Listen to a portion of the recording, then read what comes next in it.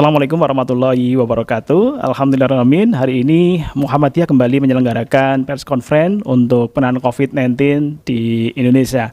Dan kali ini press conference kita selenggarakan secara online di beberapa channel YouTube, di Muhammadiyah Channel, di TVMU, Facebook Perserikatan Muhammadiyah, COVID, dan juga di Lensamu. Dan press conference kali ini kita akan menghadirkan tiga narasumber untuk menyampaikan konferensinya. Pertama adalah Bapak Dr. Agung Danarto, beliau adalah Sekretaris Pimpinan Pusat Muhammadiyah. Dan yang kedua adalah Prof. Samsul Anwar, beliau adalah Ketua Majelis Tarjih Pimpinan Pusat Muhammadiyah, dan juga Dr. Andes Agus Samsudin, beliau adalah Ketua Muhammadiyah COVID-19 Command Center. Baik rekan media dan seluruh masyarakat di seluruh Indonesia, mari kita awali dengan membaca basmalah. Bismillahirrahmanirrahim.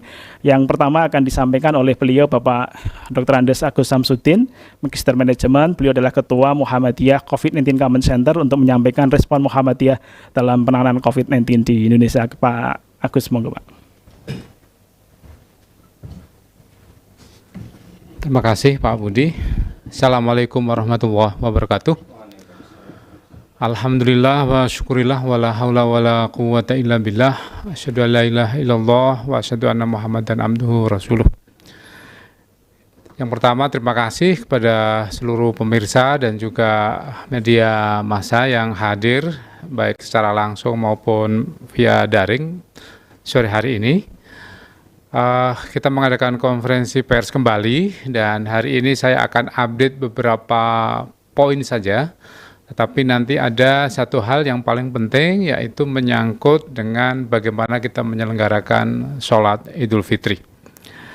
Baiklah Bapak dan Ibu semuanya, saya akan mulai dengan total perkembangan pasien yang ada.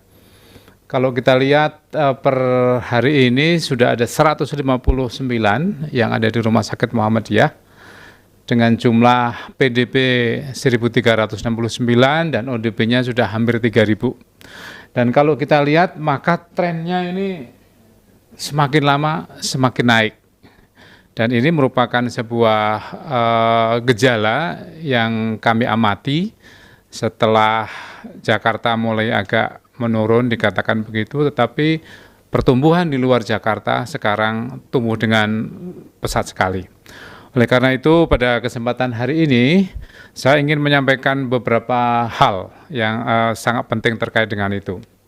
Dari jumlah rumah sakit masih sama, ada 77 rumah sakit yang melayani pasien COVID-19 ini. Nah, ada satu hal yang kami baru saja berdiskusi dengan beberapa ahli terkait epidemiologi maupun dokter-dokter yang ada di lapangan. Pertama, harap disadari kembali oleh seluruh masyarakat Indonesia bahwa virus ini belum ada obatnya. Apa yang dilakukan oleh teman-teman di bagian medis semuanya adalah dalam rangka upaya, tetapi secara yakin dan firm antivirus ini belum ada sama sekali. Oleh karena itu, kepada masyarakat atau khalayak ramai, mohon hal ini sangat diperhatikan. Yang kedua, kalau kita lihat penyebarannya sekarang di seluruh Indonesia itu sudah semakin luas. Bisa dilihat jumlah daerah yang PSBB semakin meningkat. Terakhir ada Surabaya Raya dan Malang, ya.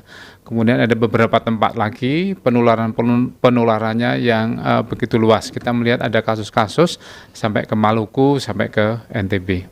Khusus di Jawa sangat berubah petanya, termasuk di Yogyakarta dan juga di beberapa daerah di sekitar Yogyakarta. Oleh karena itu, kami mengajak kepada seluruh masyarakat untuk bersama-sama menjadi pahlawan COVID-19. Kenapa ini menjadi penting? Karena unsur pencegahan dari penyakit ini adalah menjadi salah satu kunci di dalam kita mengatasi pandemi. Oleh karena itu, sekali lagi, dari kita sendiri, dari keluarga kita, dari tetangga-tetangga kita, itu menjadi tetap penting. Pertama, untuk apa? Satu, untuk melakukan physical distancing, jarak yang harus dijaga. Pemakaian masker harus tetap dilakukan, dan juga cuci tangan. Dan yang paling penting, tolong menghindari kerumunan secara luas. Saya ingin sekali lagi menganjurkan kepada semuanya saja, anjuran pemerintah yang sudah dilakukan juga oleh Muhammadiyah, satu untuk tidak mudik, kemudian yang kedua Ramadan di rumah saja harus tetap dijalani, dan yang terakhir nanti terkait dengan Idul Fitri yang sebentar lagi akan disampaikan oleh pimpinan pusat Muhammadiyah. Yang terakhir, saya tidak lupa mengajak masyarakat luas untuk tetap menyalurkan infak Anda, zakat Anda, sedekah Anda melalui rekening donasi Lazismo seperti yang ada di sini. Bantuan Bapak dan Ibu semuanya menjadi pengobat untuk saudara-saudara kita yang kesulitan pada saat ini.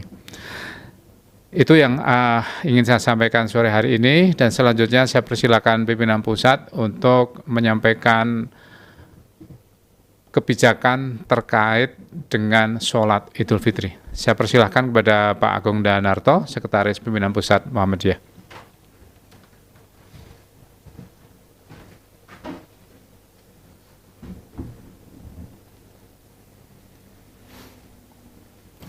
Assalamualaikum warahmatullahi wabarakatuh.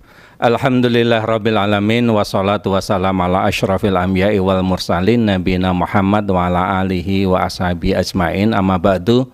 Para pemirsa sekalian yang berbahagia, Alhamdulillah Rabbil Alamin, pimpinan Pusat Muhammadiyah setelah mencermati perkembangan COVID-19 di tanah air yang belum segera mereda, bahkan trennya masih terus naik, dan juga berdasarkan kepada pembahasan yang dilakukan oleh para ulama di lingkungan Persyarikatan Muhammadiyah yang tergabung dalam Majelis Tarjih dan Tajdid, maka kemudian PP Muhammadiyah mengeluarkan edaran PP Muhammadiyah nomor 4 tahun 2020 tentang tuntunan sholat Idul Fitri pada masa dalam kondisi darurat COVID-19, dalam kondisi darurat COVID-19. Tuntunan ini diharapkan bisa menjadi panduan bagi seluruh umat Islam yang ada di Indonesia pada umumnya, dan juga sekaligus sebagai panduan bagi warga Muhammadiyah pada khususnya di semua level tingkatan, baik di tingkatan wilayah, daerah, cabang, ranting, organisasi otonom, ataupun amal usaha yang dimiliki di seluruh jajaran Persyarikatan Muhammadiyah. Ada beberapa hal isi dari tuntunan tersebut, tetapi yang paling penting poin-poinnya adalah yang pertama, bila masih belum bebas dari pandemi COVID-19 dan belum aman bagi orang banyak untuk berkumpul, maka sholat Idul Fitri sebaiknya ditiadakan, baik di lapangan ataupun di masjid ataupun di tempat-tempat lain yang di situ dimungkinkan berkerumun banyak orang. Kemudian yang kedua, bagi yang menghendaki sholat Idul Fitri dapat dilakukan di rumah masing-masing bersama dengan keluarga. Adapun tata cara sholat Idul Fitri di rumah itu sama seperti pelaksanaan sholat Idul Fitri di lapangan. Di situ itu ada jamaahnya, ada imamnya, ada khotibnya, dan juga ada makmumnya, dan dilaksanakan persis sama dengan ketika dilaksanakan di lapangan, hanya saja tempatnya pindah ke rumah. Bagi mereka yang karena satu dua hal tidak bisa melaksanakan sholat Idul Fitri di rumah, maka tidak ada ancaman agama atas orang yang tidak melaksanakan sholat Idul Fitri, karena sholat Idul Fitri ini merupakan ibadah sunnah. Itulah inti poin dari edaran PP Muhammadiyah nomor 4 tahun 2020 yang mudah-mudahan ini bisa menjadi panduan bagi seluruh umat Islam yang ada di Indonesia, dan khususnya bagi warga Muhammadiyah diharapkan untuk bisa mentaati edaran dari pimpinan Pusat Muhammadiyah ini sebagai bagian dari tertib berorganisasi. Sehingga karenanya sesuai dengan himbauan atau edaran selama ini, kita melaksanakan sholat Idul Fitri masih tetap di rumah, dan kita menghindari untuk keluar rumah, apalagi untuk kerumunan dalam jumlah yang banyak. Nasrun minallahi wa fatun qarib wa basyiril mu'minin. Assalamualaikum warahmatullahi wabarakatuh.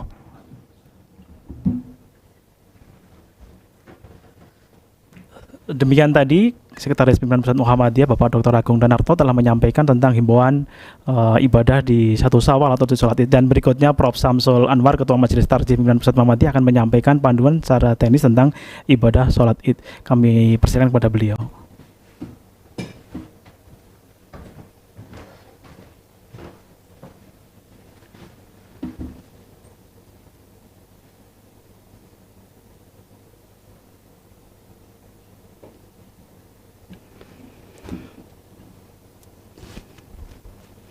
Assalamualaikum warahmatullahi wabarakatuh. Alhamdulillah wassalatu wassalamu ala rasulillah wa ala alihi wa ashabihi wa mawala. Pemirsa yang berbahagia sekalian, pertama-tama mari kita berdoa semoga kita semua sehat, bisa menjalankan ibadah puasa Ramadan dengan baik dan amal kita diterima, serta kita juga berdoa moga-moga terhindar dari bahaya COVID yang sedang melanda dunia sekarang ini. Saya ingin menyampaikan beberapa hal tentang pelaksanaan sholat Idul Fitri yang akan datang.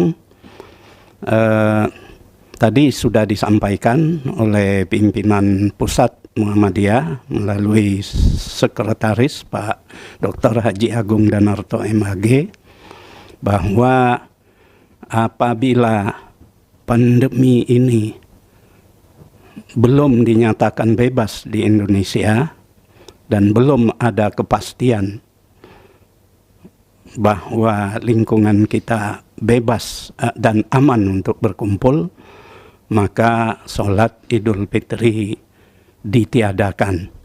Bahasa Pak Agung tadi, sebaiknya tidak dilaksanakan di lapangan. Jadi maksudnya sebaiknya ditiadakan pelaksanaan sholat di lapangan. Lalu kenapa demikian? Ya karena prinsip-prinsip agama itu adalah, yang pertama, agama itu tujuannya memberi rahmat kepada manusia. Menurut ahli fikih, mewujudkan kemaslahatan manusia, yaitu kemaslahatan itu berupa perlindungan terhadap keberagaman itu sendiri, terhadap diri manusia, terhadap akal pikirannya, terhadap keluarganya, dan terhadap harta benda. Nah, hal yang sedang kita hadapi sekarang adalah ancaman terhadap jiwa, yaitu adanya bahaya COVID-19 yang merupakan musuh yang tidak terlihat.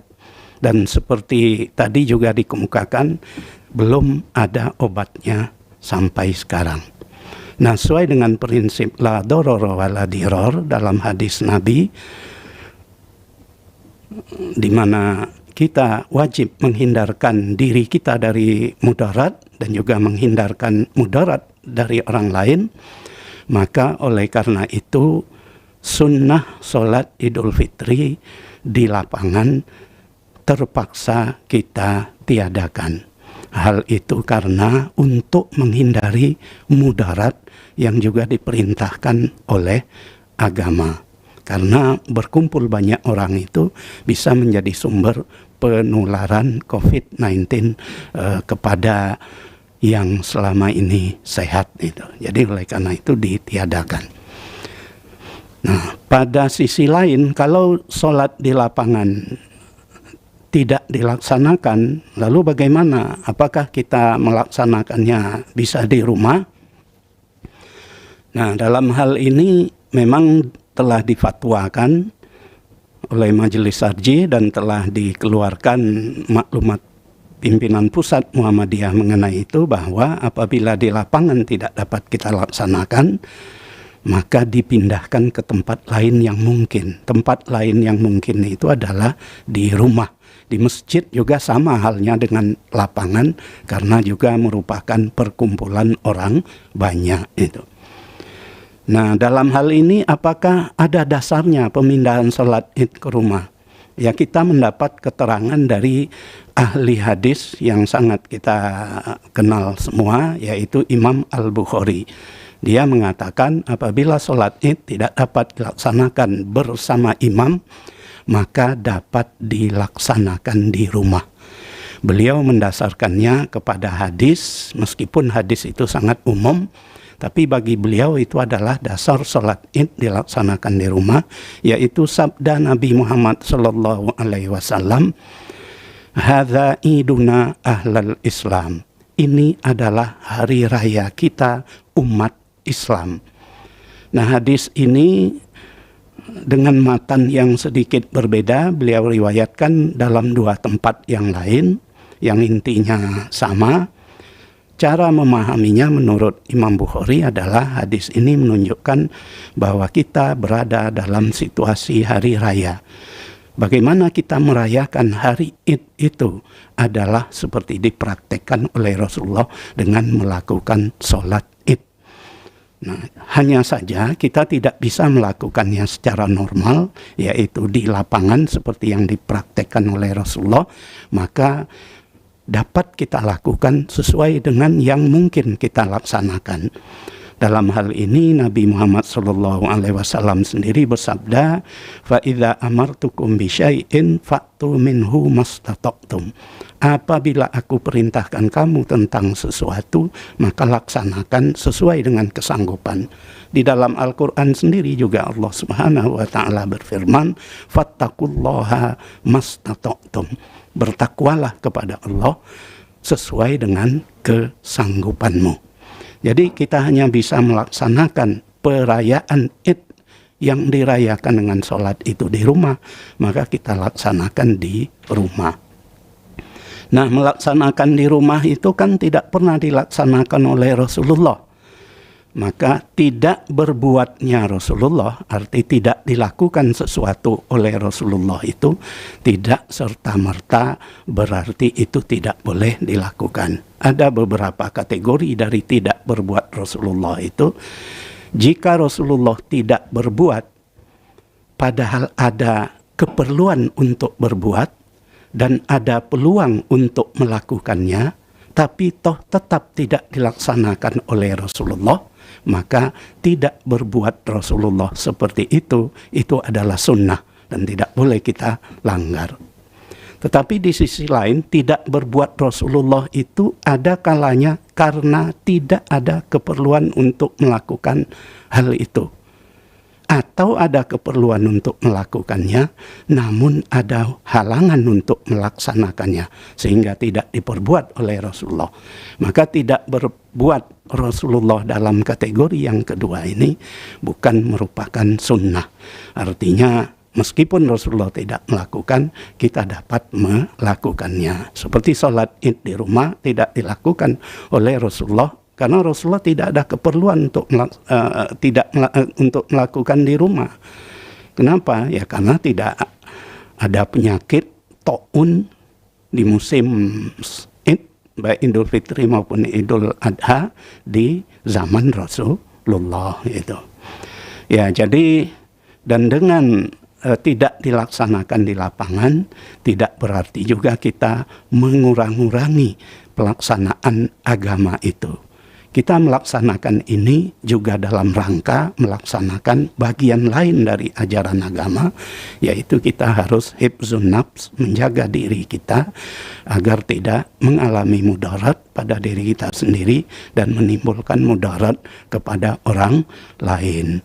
Seperti sabda Rasulullah, la darara wa la dirar. Tidak ada kemudaratan pada diri kita dan tidak ada perbuatan memudaratkan orang lain.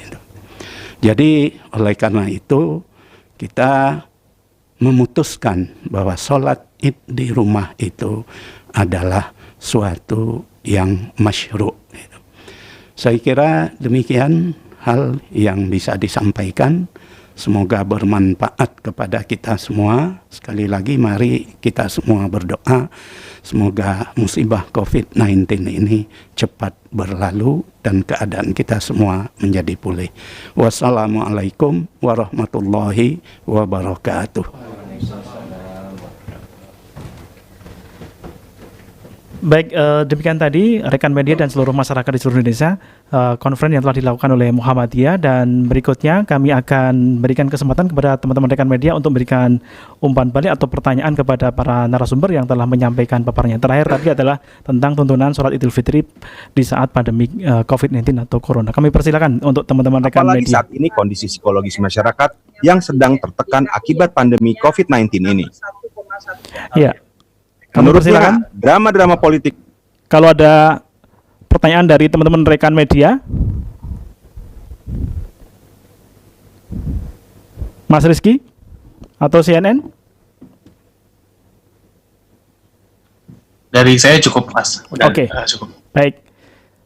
Kalau sudah pas, teman-teman rekan media, maka kiranya demikian press conference kita di kesempatan kali ini, Muhammadiyah COVID-19 Command Center, dan terima kasih. Kita akan kembali menyelenggarakan press conference di minggu depan, di hari Rabu di minggu depan. Kiranya demikian, Pak Agus, sudah cukup?